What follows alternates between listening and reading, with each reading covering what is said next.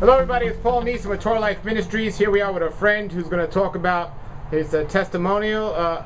Introduce yourself. Hi, my name is Bobby Walter. Okay, so explain your story and what happened to you. Okay, well, really I came to faith in Yeshua as the Messiah when I was 19 years old.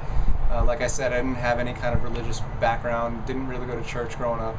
And when I was 19, I had gotten involved with a lot of different drugs and alcohol and just a lot of things that I shouldn't have been involved with. And I became very depressed, and it got to the point where one night, for the first time in my life, I really spoke to God. I said, I prayed, and for the first time I really asked Him, I said, God, if you're real, I want to know you. I want to know your truth.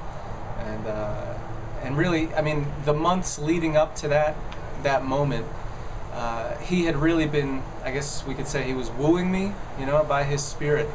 And I began to really feel convicted about the way I was living and the things that I was doing.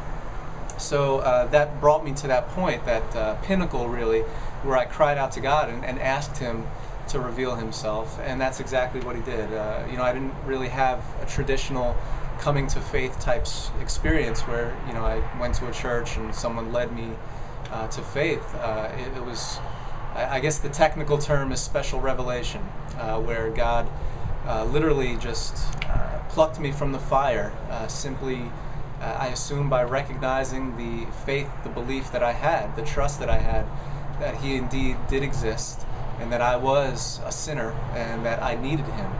And that's what it took, I suppose, and He revealed to me right then and there that He is God, that He is real, and that Yeshua is the Messiah. And that's one thing that became abundantly clear right then and there at that moment. Obviously, I'm leaving out different things because we have to. So at that point, did you join a Christian organization, or what happened next? Actually, it was interesting.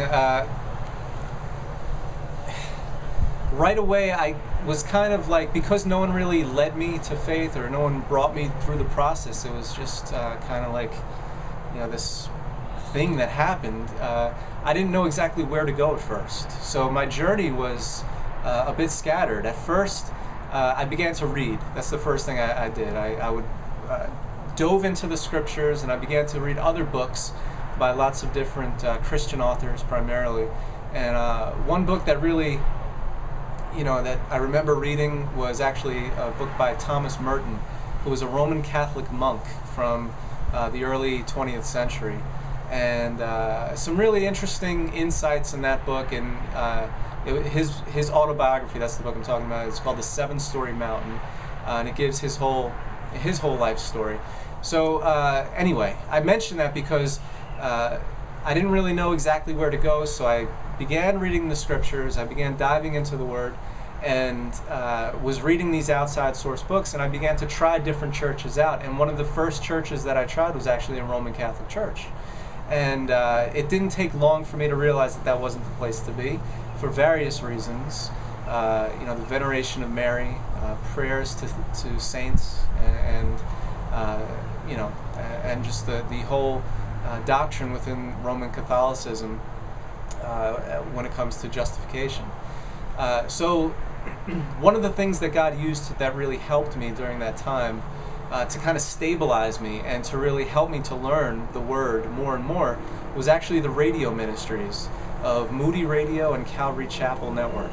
And believe it or not, I would drive in my car, and even while I was at home, I would listen to these sermons by great Christian men who really loved God, loved Yeshua, and were teaching the Bible in a way that I had never heard it taught before, and that's exegetically, verse by verse. Let's walk through the text. Let's really dive in and chew on the Word. And that's the one thing that stood out to me the most in that experience. The one thing that I gleaned from that experience of listening to those radio sermons was, it was feeding this desire, this hunger that I had to really dig into the Word of God and to get and to question, and to get closer and closer to God through studying His Word. Like I said, I bounced around different churches. I tried the Catholic Church didn't last long. And eventually I tried, just about every denomination there is: non-denominational, Baptist, Presbyterian, Episcopalian, Assembly of God. You're more charismatic, you're more conservative.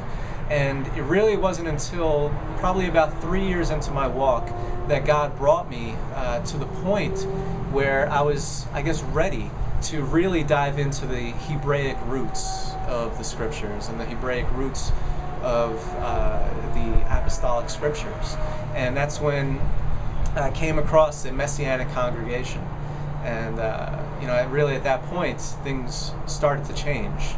And I began to grow in leaps and bounds in the discipleship that I was receiving. Because really, those first 3 years, I didn't have anyone discipling me. I visited all these churches. I tasted the appetizers that they had to offer, so to speak. But as far as feeling at home there, or really getting discipled by somebody, that was lacking. And it wasn't until I found myself in a Messianic congregation when where I was really confronted with this issue of discipleship and the Jewishness of Yeshua.